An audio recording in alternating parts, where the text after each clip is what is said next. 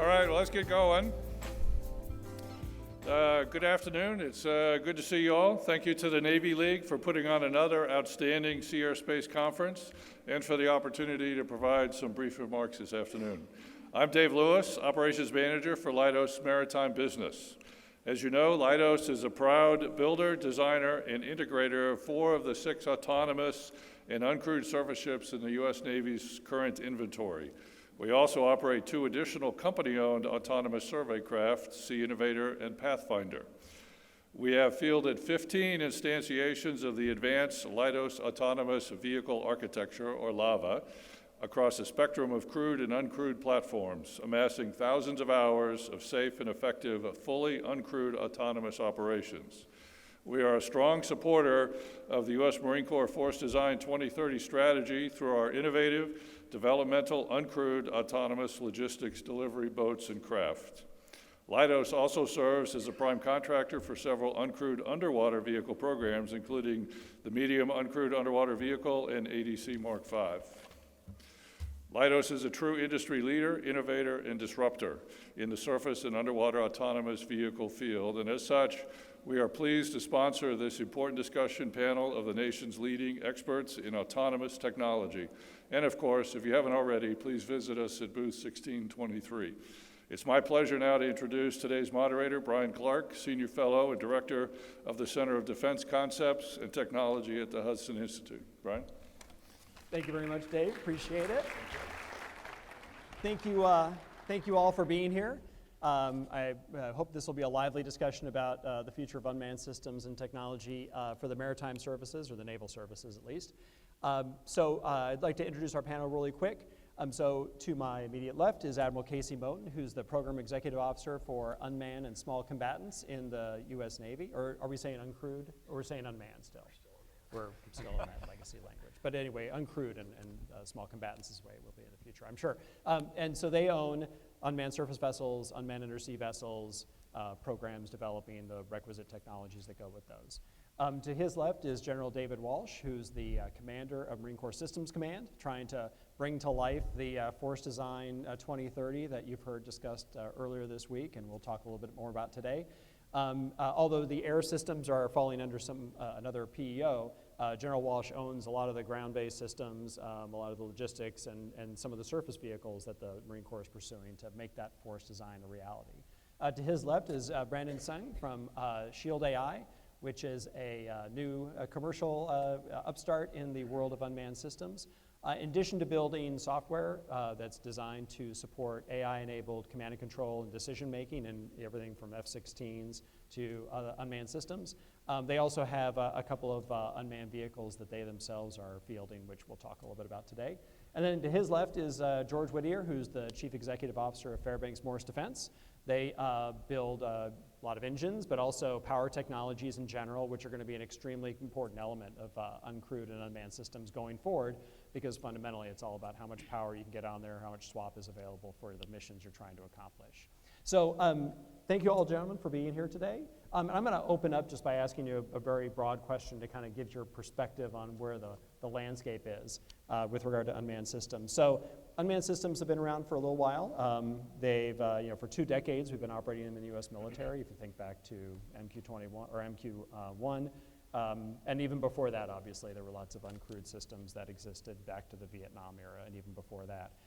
Yet, even though for 20 years we've been using these systems pretty regularly in the U.S. military, it's still, we still don't have a large variety of them in the U.S. Navy and Marine Corps. We really haven't embraced unmanned to a large degree in the sea services. It's unclear, what the limitations are that are preventing that.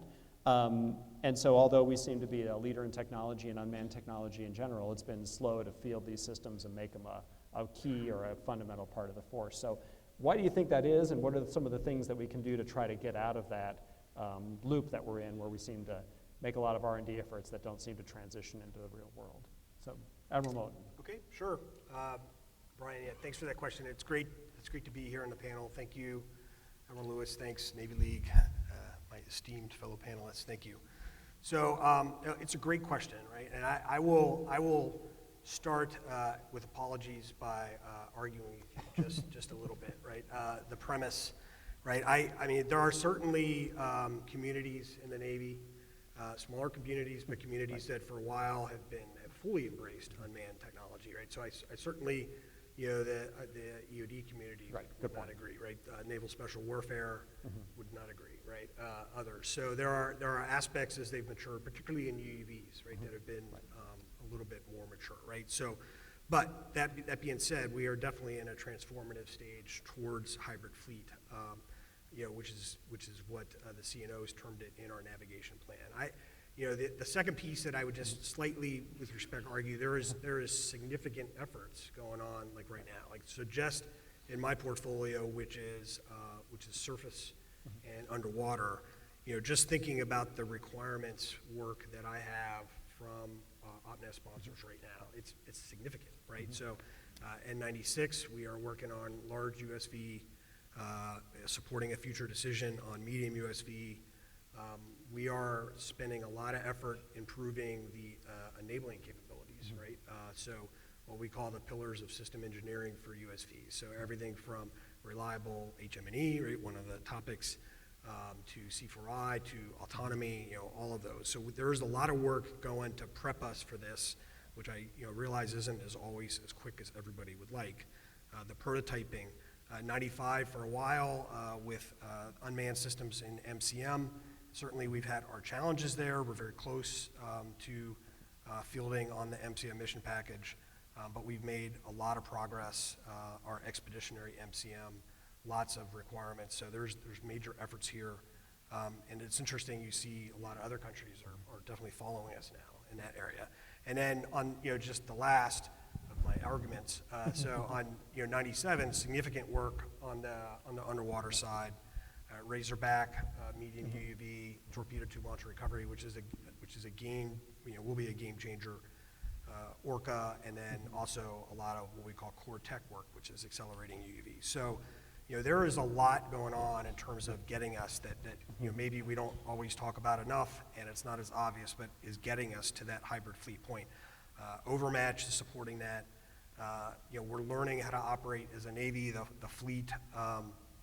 Doing experimenting, certainly also Fifth Fleet in particular. I know that SecNav at lunch today talked about expanding the Fifth Fleet kind of concept to Fourth Fleet. So our unmanned task force is looking at additional missions. So there are lots of efforts, right? And we can discuss the pace more, but I just wanted to kind of set that groundwork. Now, in terms of some barriers, right? The tech is obviously moving very quickly. We are doing our best to keep up with that. It is true that the traditional acquisition process can make that challenging. So certainly things like the budgeting process and PPBE, we actually have a fair amount of acquisition pathways and contract tools, I think, to do this work quickly, but still that's got to be a focus. We are doing things like, there are certainly commercial options, and in the right mission, in the right trade spaces is being experimented with. For Fifth Fleet, for instance, that's an option. But we are doing a lot of complex missions, and so we have to get everything ready. We have to get the reliability, we have to improve the autonomy, and so all of the work to get that developed is important. Lots of great work going on in S&T and companies with IRAD. I would tell you from a PEO's perspective, sometimes a barrier there is our ability to more easily transition that, right? To make sure that we can do things like cyber protection, right? So we are trying to get after that by keeping open standards. And then I'll just close, certainly then once we're in execution, there remain supply chain issues. I continue to have programs that are impacted by circuit cards every day. I do see that getting better. And then, really, I will just close it. It's hard work. There's a lot of rigor, and, industry performing is important. And so, just to kind of capture the whole spectrum. So I know that was a little bit long, but just, there's a lot of work going on, but there are a lot of things that we can improve on. I'll be happy to, hope we get to talk more about it. You bet, thanks. General Walsh, what do you think the challenges and opportunities are from your perspective looking at Marine Corps uncrewed systems? Sure. Yeah, first of all, thank you for the opportunity to be here and talk about this, and thanks for the interest for everybody who's here today. Really, really important in the context of Force Design 2030. So I want to talk about opportunities that Force Design 2030 present with regards to unmanned systems, and then some of the challenges we face. First of all, I think the fleet is super enthusiastic about unmanned systems and the potential it brings as a force multiplier in the context of Force Design 2030 concepts. So we're going to be operating as a stand-in force. We'll be operating from expeditionary advanced bases and amphibious shipping. We're going to be operating inside the enemy's weapon engagement zone, all of which present challenges, but that's also where unmanned systems can present the best opportunities. It's a persistent sensor, so part of our role as a stand-in force is to do reconnaissance and counter-reconnaissance. So this is a persistent eyes on the battlefield, on those shipping lanes, on those sea lanes that allow us to identify targets, maintain custody of those targets, and then hand them off to an effect. There's also a huge opportunity as a logistics capability. Everything from what we're doing with LRUSV, we're starting to experiment with that. Those types of platforms, from small to large, can move supplies and people, weapons around the battlefield, especially in that dispersed expeditionary advanced base theater in the Pacific. It's also can be used as a comm extender. So again, as we're spread out in smaller units, extending our communication lines and maintaining communications, sharing data that we get from those sensors to somebody that can have an effect on target is really, really important, and we see a role for unmanned systems in that role as well. And then, of course, effects, fires, all-domain fires, whether it's a kinetic effect or an EW effect or something else that the unmanned systems can provide for our Marines. So those are some of the opportunities there, and like I said, a lot of excitement in the fleet about those. There's also a lot of challenges. Operating in that contested EW environment, that contested spectrum, we have to be able to maintain control of those platforms and also be able to share the information that those platforms are gathering to our other warfighters or joint warfighters. Right. We have concerns about cybersecurity, especially as we look at some of the commercial platforms that the Marines are using out in the fleet, buying commercially. They're vulnerable either to cyber threats or just safety concerns that we have of anything flying or operating autonomously. We have concerns about power and energy. We need to fuel and power these systems somehow.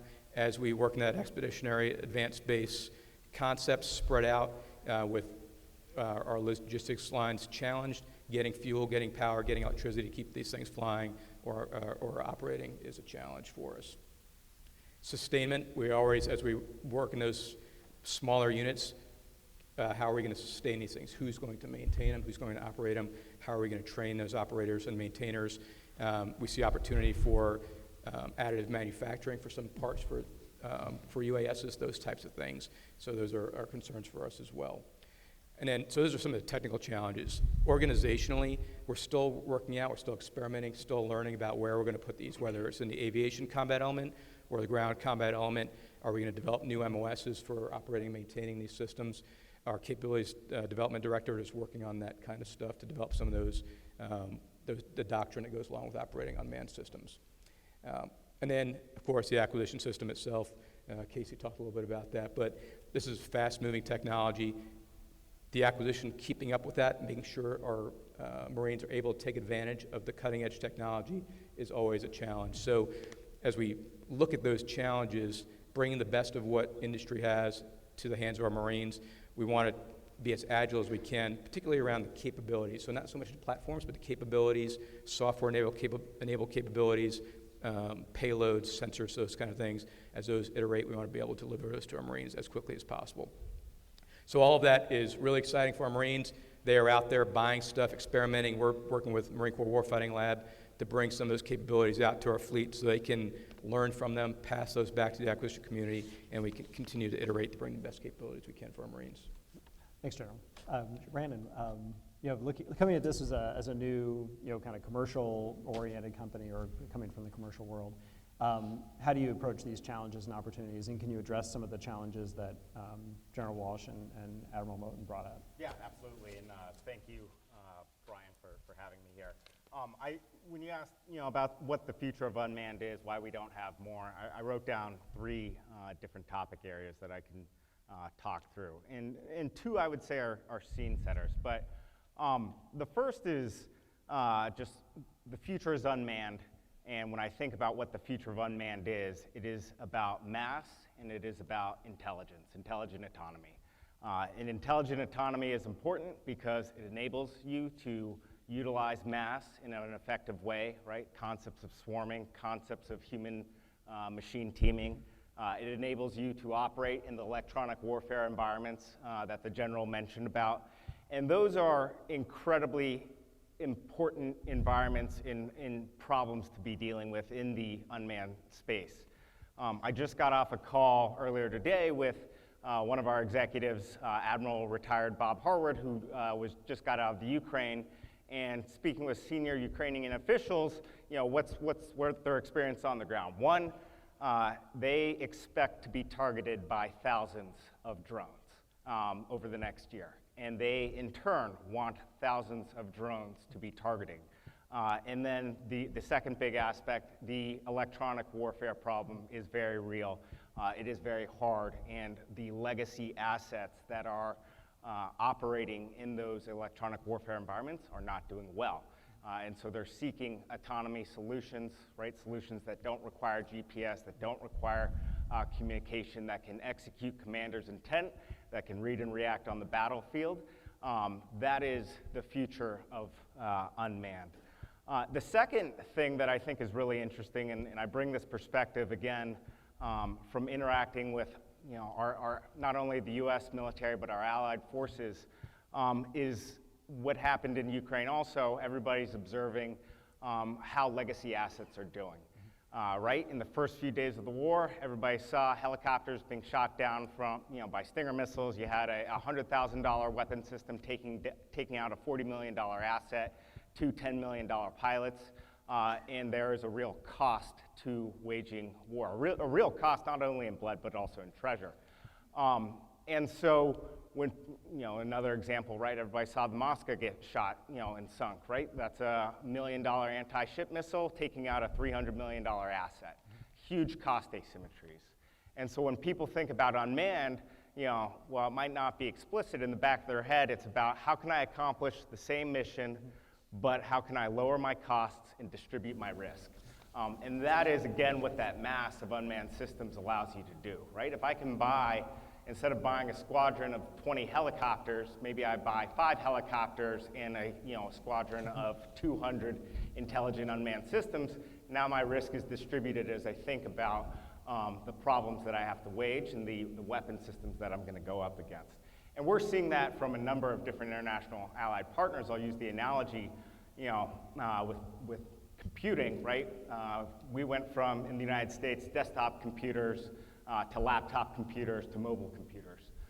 Much of the world went straight to mobile computers. We are seeing, or to mobile phones, right? Much of the world now, as they think about their force design, their force structures, they're saying, how can I just fast forward to intelligent unmanned systems? And so in that sense, you see many of these countries, I think it's pretty neat that Turkey is saying, hey, we're going to have an unmanned drone ship that launches unmanned aircraft, right? That's pretty novel thinking around how they think about their utilization of resources, their assets, and how they're going to deal with their problems. We see that out of NATO countries. We see that out of our Pacific allies. It is about resource allocation and doing it in a very smart way. And so then the last thing that I wrote down here was innovator's dilemma. And this is really why I think, right, it's how can we accelerate the institutionalization, the adoption of our unmanned systems? I agree with the Admiral. A lot has been done. But if this is the direction that conflict is going, how can we get there, get to the end state faster? And I was telling General Walsh in the green room, I really admire what the Marine Corps has done with Force Design 2030. I admire what the Commandant has done in the sense that they recognize, again, it's a resource allocation problem. We run into companies, I talk to leaders all the time that say, there's the valley of death, valley of death. And if you ask yourself, why is there a valley of death? And then you go, why, like 5 layers deep, it comes down to, well, there's not resources on the other end. And so then you say, well, why aren't there resources? It's because those resources are already going towards those legacy assets. And so why I admire the Marine Corps is the Marine Corps made a tough call, right? Very, very unpopular in many circles to say, we're going to rethink our force structure. We are going to divest of legacy assets. to invest in the technologies, the weapon systems, the capabilities that are going to matter in the future conflict. And that is a really hard thing for military leaders to do, right? You have to bring along the military, you have to bring along congressional leaders to make that happen. It's not an easy, it's not an easy thing to do, and it requires hard choices to be made at the congressional level, at the senior DoD level, about what is actually going to matter in the future. And so that is what I think is, the right move, but it is about allocating the resources to the technologies that are going to matter in the future fight. Great call, Brandon. George, so looking at this from the perspective of a power provider, everybody's complaining about the need for more power, so you've got to get on that, obviously. But what do you see as the challenges and the opportunities here with trying to field the unmanned fleet of the future more quickly? Yeah, I think, can you guys hear me okay? I think that we start off actually with, go back to the premise of your question originally, Brian, and I think about, what Admiral Moten was talking about as well. I actually think, depending on what the mission we're talking about is, the pace we're on is actually appropriate. If we think what Congress is willing to approve, what the Navy is willing to ask for, I think it probably makes a lot of sense. So when I think about this, I tend to think on the larger side, and when you talk about power, right, we haven't even proved out yet that, there's a 30-day, 60-day, 90-day no-touch requirement.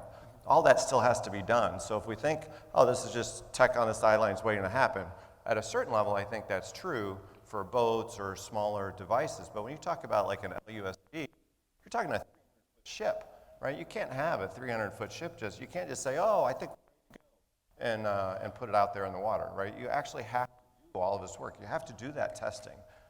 It's not going to happen without that hard work and technology and all the solutions.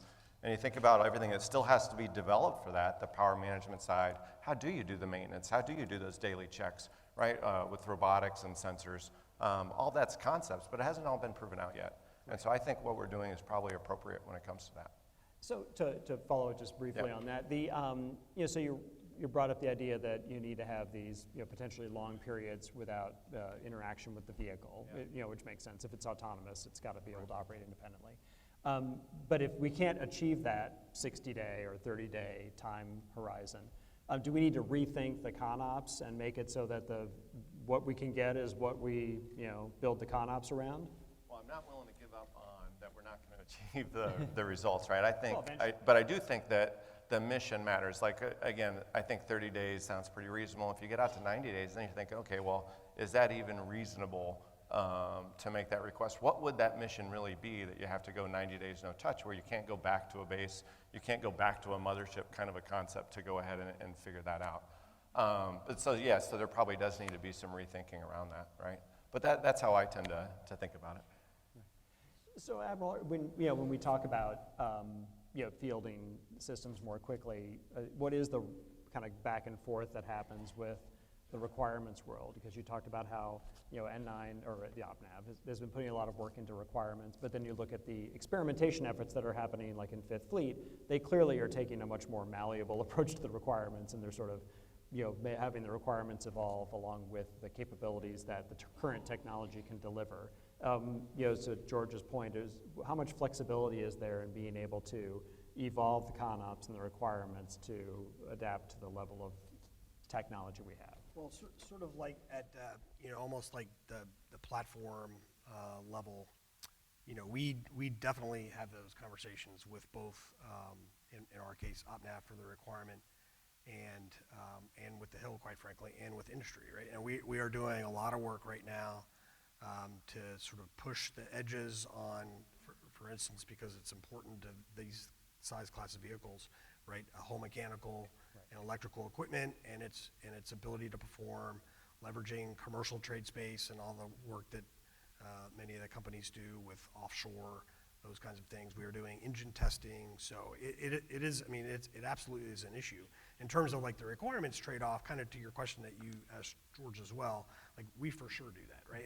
And we definitely kind of have a back and forth now. I mean, and some people, well, the requirement's the requirement. Right. Well, that's true, but it is also a flex between the requirement and the state of the possible and the machinery, right? And certainly at the beginning of this entire new class of naval vessels, right, which is what we're working on, we are doing experimenting, we are having that discussion on what it needs to be.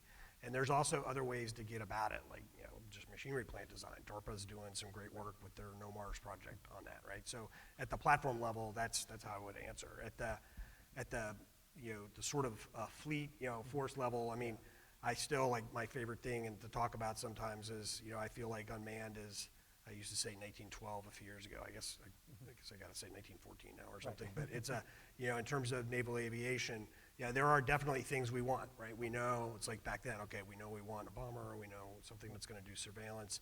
But the rest of it, we're also, we as a Navy are in an experimental stage, right? We know certain missions that we want to do and that we have been doing, that we're working on. We're experimenting and also performing a mission in Fifth Fleet. We're looking at this sort of massed unmanned and more of the use of AI and sort of what's going on in Ukraine. And I think, it's like Exhibit A, SecNav saying today about how he's going to expand that. I think, that is definitely having an influence on requirements discussions, and the fact that we're expanding tells you that the Navy is seriously thinking about what that future needs to look like, and I think that's appropriate. So General, the new Marine Corps has done a bunch of experimentation for Force Design 2030. So how has that informed some of the unmanned vehicle work that you're doing in MARFOR Syscom? And then also, or MAR Syscom, but also how does that inform your decisions on how interoperable you want to make the mission systems that these unmanned systems carry? Because you're talking about using different payloads essentially on these unmanned systems. So that's one area where you can get flexibility. So how does that experimentation inform those efforts? Yeah, so Marine Corps Warfighting Lab does a lot of experimentation, as does our fleet. So working closely, collaborating with industry, the fleet, the Warfighting Lab, the other S&T efforts across the Department of Navy and across the Joint Force, really. We look to get that into the hands of our Marines, take a look at it, experiment, get that feedback, and then iterate. Comment I said all along, Force Design 2030 is a process. We're iterating, we're learning as we go, and the unmanned technology is part of that. So I think there's, as we do those experiments, they inform requirements. Our Capabilities Development Directorate at CD&I codifies those. We iterate on them as we learn more. So it's a back and forth as the technology develops. As you look at, especially the more exquisite unmanned systems, the platforms themselves stay roughly the same. There's a set of requirements where the real technology growth is and the opportunities are for integrating new technology is in that software or the payloads or the sensors, those types of things. So we have especially for the larger systems, a stable platform requirement, and then you can iterate on the payloads and the capabilities. That's how we get fast. There's also the balance between that and also a smaller expendable UASs, unmanned technology, unmanned systems that are really just something cheap, mass you can put out there, and those you just buy the next generation after you expend the ones you have. So I think there's a balance there, and we're continuing to experiment and learn about that. So that's very interesting. So when you talk about the stable platform for the larger platforms, do you, the government, own the interface there, and do everybody have to basically work with that interface in terms of how their payload's going to interact with the software ecosystem as well as the underlying vehicle? Yeah, the goal would be to operate in a modular open architecture system where everybody can come in and plug in their sensor, their software into the system. An example would be the LRUSV or a Rogue Fires vehicle where you have a stable platform, for instance, our Nemesis system. It's a Rogue Fire JLTV stable platform that we're putting Naval Strike Missile on top of. It's remotely operated as a leader-follower type construct. So that's an example of an unmanned system with a stable platform that you can put a Nemesis missile on, you can put a Naval Strike Missile on, you can put an EW effector on there, you can put all sorts of stuff on there. Same with our long-range unmanned surface vehicle. It's a boat, it's unmanned, but you can put all sorts of stuff on top of it. Right. So Brandon, you guys do software as one of your main lines of business. How do you, and you've got vehicles though also, so you've got the VBAT, you've got some of these other unmanned aircraft that you were talking about earlier. How do you go through the process of integrating other payloads on there? How do you structure that in terms of creating an architecture that people can, makes it easy for you to do these modular plug-and-play type approaches? Well, yeah, I would just piggyback on what the general said. So the name of the game, right? If you're new to this world of developing capabilities for the DoD, it is modular open systems architecture, and so therefore, it's very straightforward from an engineering perspective to be able to generate the ICDs, the APIs to be able to integrate with the system. I would piggyback on what the general was saying is just as having built autonomy, having deployed autonomy to platforms, you want a stable platform when you start talking about the integration of software capabilities. Doing both simultaneously is very hard. We have done that. We did it with our quadcopter where we're developing a platform and developing the autonomy hand in hand. It is much more straightforward. And even when you talk about test, the reason you want a stable platform is because you want to get the test cycles in with these, whether it's an aircraft, whether it's an unmanned surface vessel, unmanned underwater vehicle, as you start to integrate, whether it's a payload or autonomy capabilities, you name it. And so you're wanting to start with this stable platform. That's why we purchased, right? We didn't, given all the opportunity space, we said, hey, we're going to purchase a Group 3 aircraft that is stable, that is flying, that has proven itself out, versus try to build one our own and integrate the autonomy. And then once you have that asset, we are, again, very straightforward in terms of the integration of our autonomy capabilities of our AI pilot onto the asset. Same thing as we think about the larger, more exquisite platforms that, the unmanned jet aircraft platforms that we're working on today. It is, you want to start with a stable platform so that you can get the test cycles, the reps in, to continue to prove out the capability, right? I tell everybody, right? Doing a single demonstration once it's nice, it shows well on a storyboard. It's not a real capability. You're not going to war with it. What you need is a reliable system, a reliable capability, and what it takes to get there as it relates to AI, as it relates to autonomy, is a lot of test and iteration and going through those cycles of continuously improving the software, the capability, and increasing reliability. I'll say that the algorithm, right, that's 5% of the problem.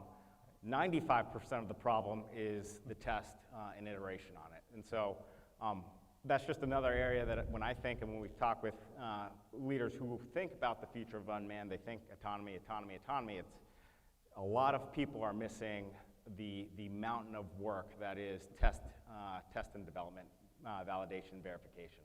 Right. So just one quick follow-up on that. So this test and evaluation process, or even this almost DevOps process, right? So DoD would not call this test and evaluation, right? Because that's like a validation at the very end of the thing when it's all done. But you're talking about essentially a continuous process of evolution. Do you find it's difficult to get the government to be able to contract and pay for that type of approach? Maybe outside of an RDT&E environment? I don't think it's on the government to pay for that approach, right? I think government has to set the incentives, set the program budgets, and leave it up to industry to figure out a way to come up with the capabilities that they're seeking.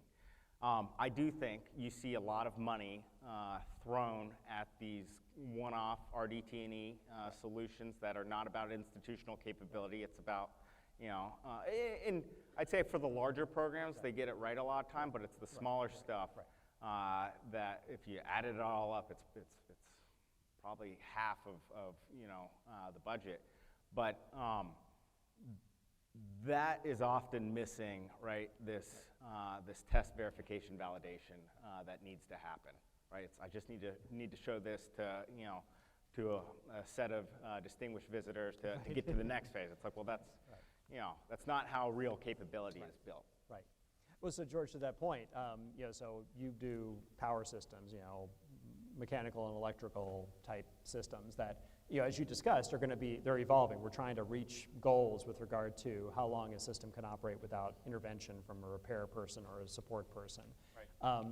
And there's going to be the need to make those changes at the same time. You're trying to keep the other underlying platform somewhat stable so that there can be efforts to experiment with it and also put other mission systems on it. So how do you manage that, that piece that, otherwise we'd want to be stable. We'd want the HM&E to be more or less stable, but to improve it, to reach the goals that have been set, you're having to evolve it, which means now we're involving two things at the same time, to Brandon's point. Yeah, it's a great question, and it's clearly a challenge, right? So you have to be able to build that into the model up front, which is what is that capability going to be? How do you put the sensor load on there? How can you monitor that? How are you able to do the daily checks and the daily maintenance that you need to be able to accomplish those missions without having anyone on there, right? And all those problems really have to be solved. And if you think about, I mentioned this before, kind of when we started this round, right? Like on a smaller vessel, a boat, for example, that's probably really pretty easy, right? It's not looking at a 30-day kind of mission requirement or a 6-day mission requirement, right? That may be something that's just going out, gathering intel, or maybe a weapon, or it may be something along those lines. On a bigger program, all of that has to still evolve, right? And really at the heart of it, to me, is what is the power requirement going to be? What is the vision for that vessel? To start with the power requirement, how much power do you need? How are you going to distribute that through the ship? And then how are you going to be able to manage that and build in the redundant systems to show that you actually can manage it and operate it for that level to accomplish those goals, right? And all that work is happening now. So none of that really has really been done before at the level we're doing it today. Right, which creates, it's a program management challenge, right? Because you're having to simultaneously deal with the underlying platform while also dealing with the mission systems and the software environment in which it operates. I just want to let everybody know that, so in about 10 minutes, I'll open up to questions from the audience. If you have questions, or earlier than that, but if you have questions, there's a microphone in the center of the room. So if you want to queue up there, I will turn and ask you to give your question. Keep in mind that your question has to be a question, not a statement, or a sales pitch, unless you want to pay me to do that sales pitch. I'm more than happy to take money. So, but to build on George's point, Admiral, what this is kind of pointing to is the fact that you've kind of got a two-tiered system, and General Walsh also kind of brought this up, where you've got a set of vehicles that are much less sophisticated, much smaller, in some cases expendable, and then you've got vehicles that are supporting kind of longer-term goals that are going to take a lot of development effort, as George was saying. So in your portfolio, you've got LUSV, MUSV, clearly developmental programs that have pretty ambitious goals. But then you've got out of Task Force 59 a bunch of existing commercial vehicles which might fall into this more, less sophisticated, somewhat expendable, set. So how do you, as the PEO, interact with those efforts, and do we need to think about how do we manage those as maybe two lines of effort that are happening in parallel? Because clearly you need both. I mean, clearly the small stuff that's happening in Task Force 59 does not replace the LUSV. And vice versa is not true either. So how do you think we should be, or how do you try to manage that? Yeah, it's interesting. So I'll just first I will, if I could quickly say, so that prior discussion was all excellent, and on the modular open standards, Brandon, to hear you say that's like music to my ears. I'm like, because that's a big thing for us in terms of our ability to scale, right? We're trying to make our autonomy architecture open, working with industry to do that, right? So, because we recognize the problem that you're talking about, and are doing our best to keep our systems open so that we can transition technology more quickly, right? So, that was a quick follow-up, but it is, the way you frame it, definitely on the USV side, right? It's definitely probably I think your sort of two-tier. Certainly makes sense, right? I mean, LUSV, MUSV, we certainly have got the HM&E reliability challenge. And those systems, they're probably built to be more integrated with our integrated combat system and our program of record C4I and Overmatch, and there's definitely data on there that we don't want to get in the wrong hands. So it's cyber. I mean, they are definitely kind of a different beast, right? And a lot of our enablers are focused on that, right? There are certainly some enablers that cross over to this smaller vehicles and construct. I mean, autonomy and perception sensing, right? So I do think you got it right there. As far as the way we're going to proceed, I mean, I will say that, first of all, as a PEO, having a PEO for the Navy that's aligned to this, we are very obviously plugged in, very carefully connected with the Fifth Fleet folks and with the other fleet experiments. We have our Surface Development Squadron, our UUV RON, right? So, but we are, and we are certainly talking about things that even for those small vessels are critical. Like I would say open command and control standards, right? And the ability to, if we have 10 different platforms out there and 10 different platform autonomy systems, that we don't have 10 different laptops, right? Velcroed in our command van, right? So trying to set up, that definitely crosses over, trying to set up, so we're taking a pretty active role in that, right? So there's a lot of crossover there, and that helps with being the PEO. I tell, like when our allies and partners come and talk to me, I mean, I often tell them that the single most important thing we can do is make sure that our systems are able to communicate with each other, right? In terms of C2 standards, right? So we are involved, from the acquisition perspective. I will tell you, I think it's very interesting. Not only is Fifth Fleet testing, the smaller systems and the new way of operating unmanned, but there's also, in my sense, whether they meant to or not, they're prototyping an acquisition approach, right? They are looking at, do we want to do, as a service potentially? What do we think about contractor-owned, contractor-operated? I'll tell you from talking to industry, there are many different opinions about that. Their industry is not of one like mind on that. So, we are learning, and I think, when we're ready to buy, which we are scaling already, it's going to help us figure out how to acquire them. And then the last thing, again, that certainly is a PEO interest, but it's kind of a big Navy problem, that Fifth Fleet, just the ConOps of how to operate with those systems and everything from sort of the legal ramifications of COCO and how do we operate them, like that has all been learning, right? And we're going to expand that. So we are very connected with that, and I think having our PEO in one spot makes that a lot easier and has been helpful. Yeah, good point. And I'm gonna ask a follow-up on UMAA. I think that's a terrific idea. But I'll pass it over to our questioner, sir. Make sure you state who you are and your affiliation, and then your question. Thank you. Sure. I'm Ryan Matta with Serco. I have a question for Admiral Moten because I think there was an implicit but to the requirement. But so we hear Mr. Whittier talk about 30-60-day requirement for more difficult on large USV, and we hear Brandon speaking to maybe it's perhaps on the contractor to experiment so they don't fall into the Death Valley.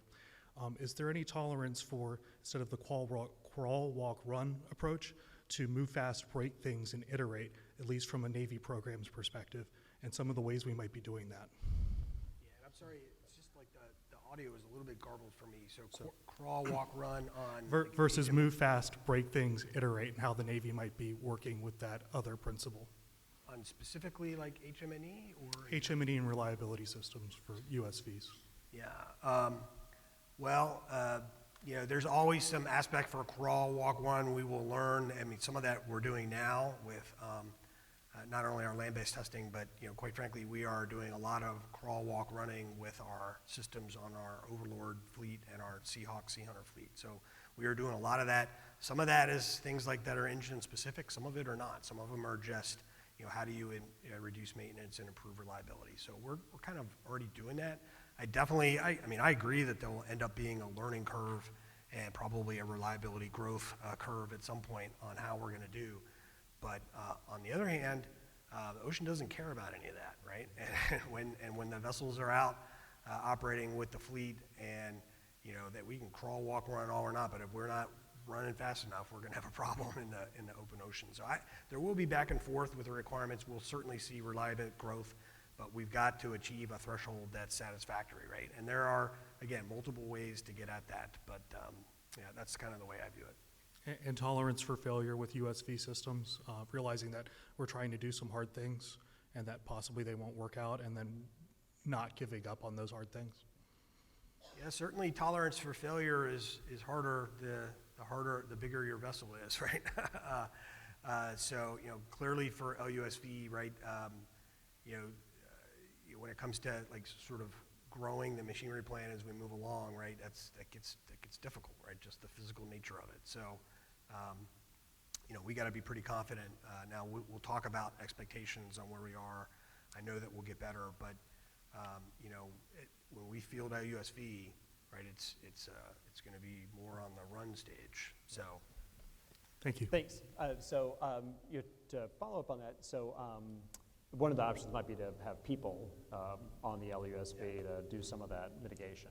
I Yeah, assume, right? that's a great point, and thank you because I should have brought that up, right? So on LUSV, you know, absolutely, you know, between that and, you know, other areas, like certainly navigating in and out of coastal areas out to the sea buoy, depending on the force protection environment. So we are, you know, we are definitely going to have a requirement for crew support on LUSV for you know, a smaller crew to handle those things that are just not quite there.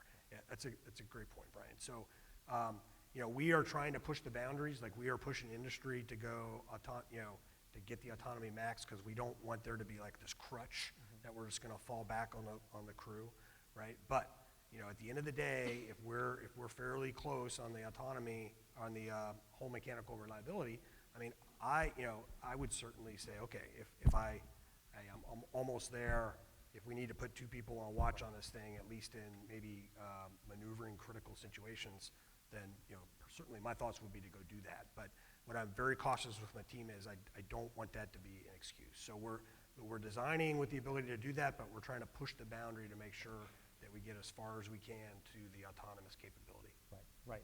And so, George, does it end up in a lot of cases that it's the, you know, just the mechanical systems that need human intervention, maybe more than the navigational, you know, autonomy?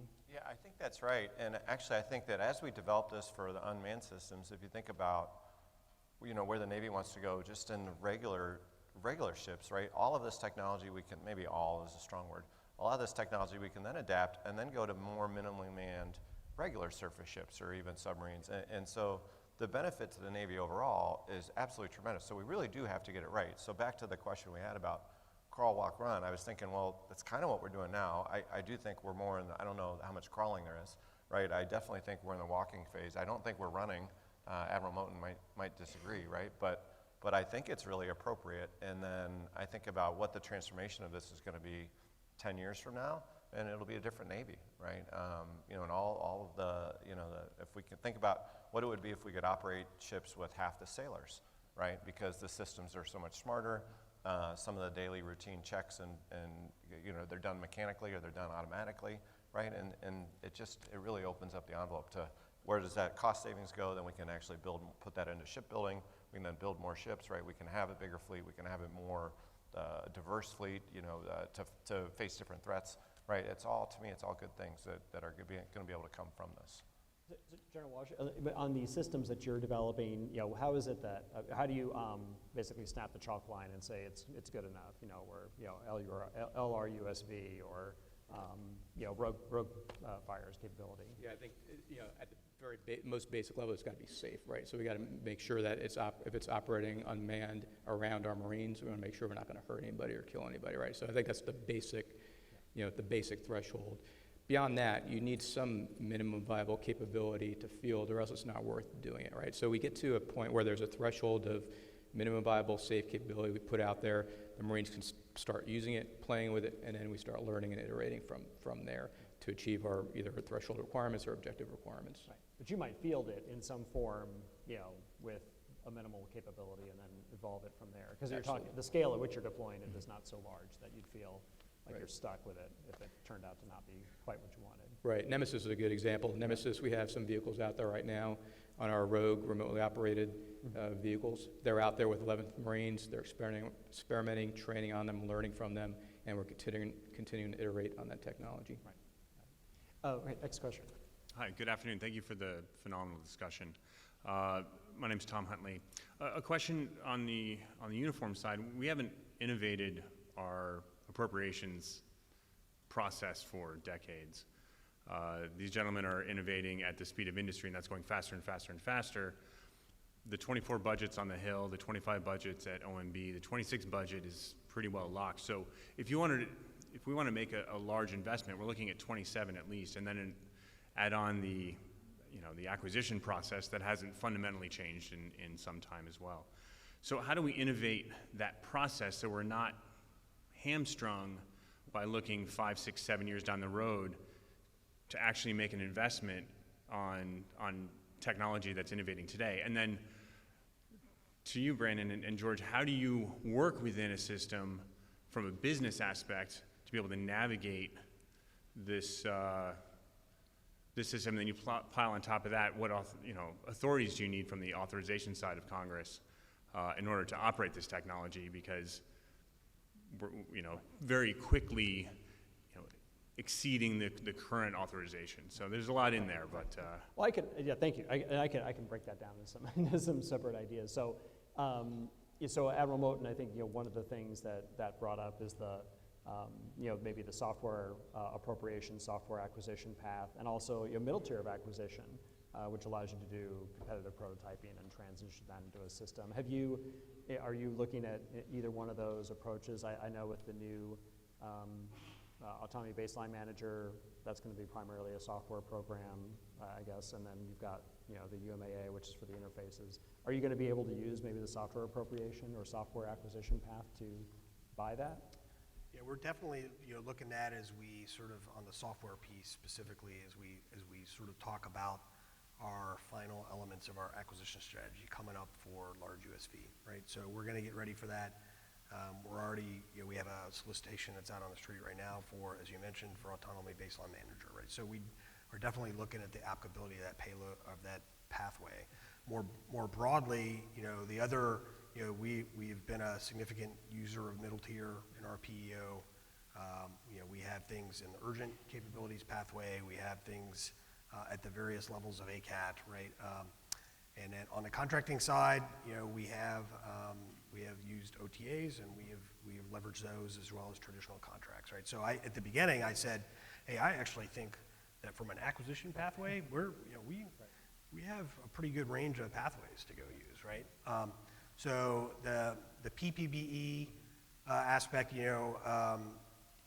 normally I might say that's like my pay grade, but the fact that I think our department's been very open about looking at that, right? I know that OSD, I believe, with the PPBE commission that's looking at that. So that's like that's an open question, right? That how does that system be responsive? So I would absolutely agree with that, right? If it's does that have the ability to keep up with the pace of software or particularly smaller unmanned and AI and the rest of the tech, right? And the fact that, under a typical process, you're maybe at best like 2 years from time of idea to being able to get the funding, right? That's a problem. Now, sometimes we also have, I will just temper, right? We have long-term investments, and if there's too much churn there, then industry's not going to like us because we're gonna go put something on contract, and then there's going to be churn all the time, right? So.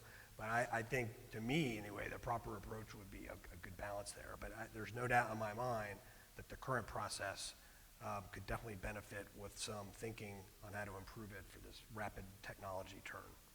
Right, because these new acquisition approaches can give you some flexibility even within the current PBB, but if you had more flexibility, then obviously you could employ them more effectively, I assume. Yeah. I mean, the total timeline, I think of it like a good trained program manager, right? I think of the requirement timeline, the budget, the PPB timeline, the acquisition pathway timeline, and then things, how do you shorten development, and that gets into commercial, not commercial, right? So there are elements of each stage of that timeline that could be probably adapted. So General, in Marsh's comm, have you been using some of these alternative acquisition pathways like middle tier or the new software acquisition pathway or the software appropriation to try to field your system of systems more quickly? We do. We use the full range of acquisition authorities that would be given contracting authorities. Admiral Moten, hit it right on the head, I think. I think inside the acquisition community, DoD 5000 type stuff, we have the authorities we need. I think we can be better at exercising those, and that's we continue to educate our acquisition workforce on the best ways, the best strategies to use those authorities we have. I think the challenge is in this realm or any realm where the technology is moving really quickly is we see the technology, we understand the requirement, we document the requirement. That takes some time. And then you're 2 years out till you get the money. So the PPP process is being looked at. That's, I think, where that's the most ripe area for reducing the timeline from good idea to getting something out to the fleet. So there's opportunity there. With the system that we have right now, we try to build as broad requirements and buckets in the budget as we can. So as we develop new systems or we see new technology, it still falls into that bucket that we have budget authority for. But that's that you balance that flexibility against the oversight requirements that Congress has, and you try and balance Congress will that. give you some leash when it comes to RDT&E money, but Right, right. not infinite leash. So Brandon, you as on the other end of this, so when you guys in a lot of ways are building open systems with software that could support not just your own vehicles but other vehicles as well. And so the process of funding and acquiring that software, you do a lot of that in-house, but would you prefer DoD to be able to pay for some of that work in the future? And would they, how would you go about doing that? It's a good question. It's honestly, I think again, if that is what that color of money, RDT&E, is for. So you see a lot of people doing that. But if DoD were to restructure how they think about their budget requests in the sense of incentivize the acquisition by bumping up your acquisition numbers, incentivize, call it the operation maintenance or the sustainment of said capability. I would much rather see the DoD spending a lot more money there, and they can signal to industry that intent to do so by put all that RDT, have industry take the RDT&E risk, but industry's not going to take the RDT&E risk unless the carrot on the other end, they have visibility into what that looks like. And so that would be, my preference would be increased visibility, I think, in terms of the acquisition dollars over a period of time. That would be much preferred to getting into these RDT&E cycles that I think can go on very long, And you'll see industry move a lot faster because that acquisition dollars, that carrot at the end of that road. So George, you lead a very different company. So how would you view I would that? have a different answer than Brandon. So, I mean, for me, I think industry, just to agree somewhat with what Brandon said, industry will certainly take some level of risk, but only when you actually see that there's something coming. And so this is a valid criticism, I think, of the Navy, which is how common is that? I mean, how much changes is there going to be? Just talk about the force design, LPD 33, is it coming, is it not coming, It's in, I know that's a separate topic, but you have to have that level of certainty out there to take that investment and say, okay, well, we'll go ahead and put money at risk, we'll go ahead and invest, we'll put in capital, we'll put in inventory, we'll do those things. But after you've been burned a couple times, you don't necessarily want to, and you want to say, all right, well, what is it, how much confidence do I have? And that's separate from this conversation. I would say from a standpoint of unmanned, I think the process actually works pretty well, We work, closely with the government. We work well. We get funded for some of the projects. Some of them, we've got new technology that we're doing on our own, that we're getting it to a point that can get to a point where we can get funded. So I actually would say that there's two probably different answers to that question. So. Can I also just piggyback on top of what was said there? Because I think the question to me was the idealistic state, And this was to answer the gentleman who asked the question, what are we doing? It's one, I operate in what is the real world, And so you have to basically, that means working within the system that exists and figuring out a way to work it. I can't hope that DoD is going to change their POM cycles. I can't hope that they're going to majorly change their acquisition processes that are going to make doing business with them easier. And so, how has Shield AI found success? It is by working with the government through their existing processes and through their existing institutions to get capability into the hands of the warfighter. That's right. We all have to do that, And so some of it is just resignation that's the process, but that's the process. So. And so we don't end on that happy note. One last question, sir. Thank you for taking my question.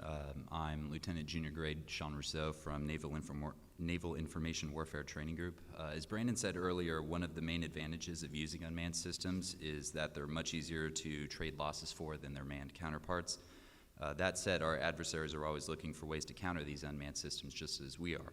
So with that in mind, I'm curious to hear what your respective offices use to determine how survivable and hardened a system needs to be versus when you're willing to write it off as more of an affordable and attritable unmanned systems loss.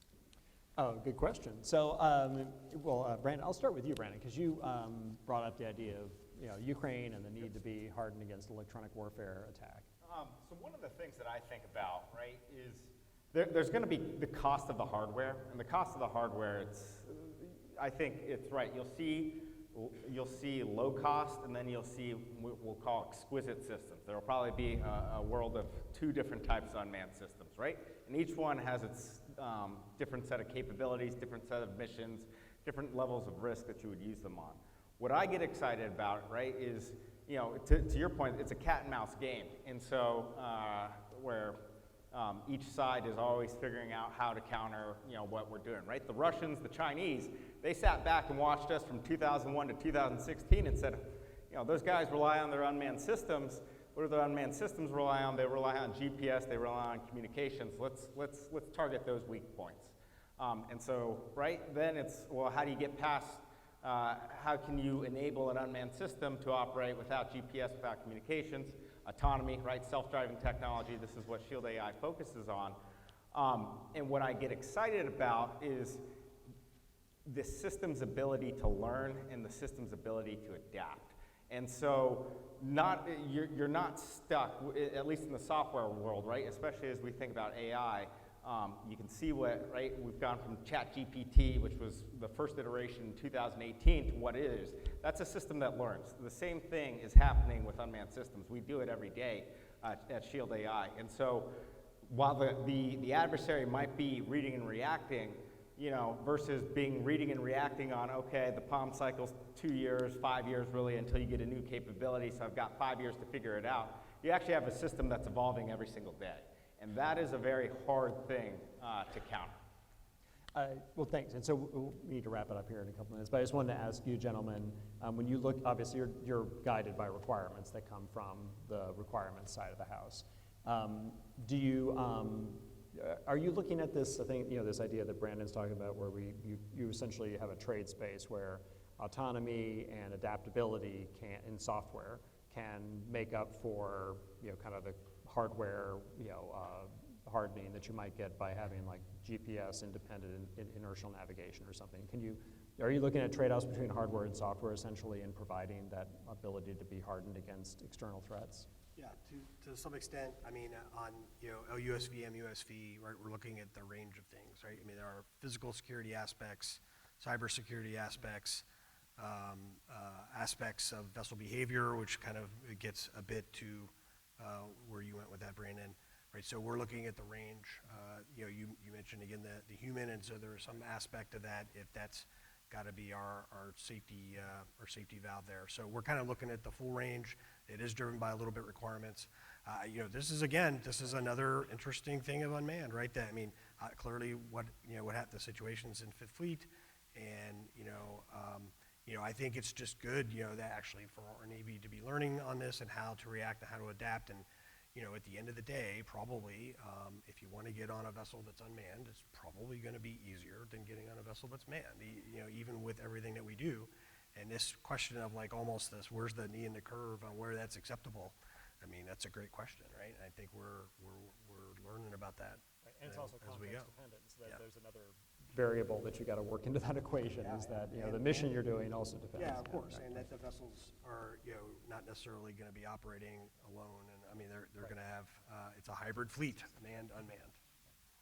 General, are you looking at this as well in terms of the trade space? I think exactly right. It's a spectrum. There's a I don't know, like Admiral Moten said, where there's a knee and a curve there. But I think from the requirements point of view, what we would like from the acquisition side is not tell us how to get to the solution, but tell us what the requirement is. Tell us what the capability is, the environment you want to operate in, and we can look at where we can either have a software-enabled capability, which we can iterate on more quickly generally, or a hardware-enabled capability that will take longer and usually cost more. Right, good point. Well, thank you very much, General. We'll wrap it up there because we're already over time, and we appreciate you sticking around for the whole thing. A bunch of troopers. So let's give our panel a hand. Thank you very much. George Whittier from Fairbanks Morse, Brendan Sung from Shield AI, General David Walsh from Marine Corps System Command, and also Casey Moten, Admiral Casey Moten from PEO USC. Thank you all for being here today, and enjoy the rest of your Sierra space.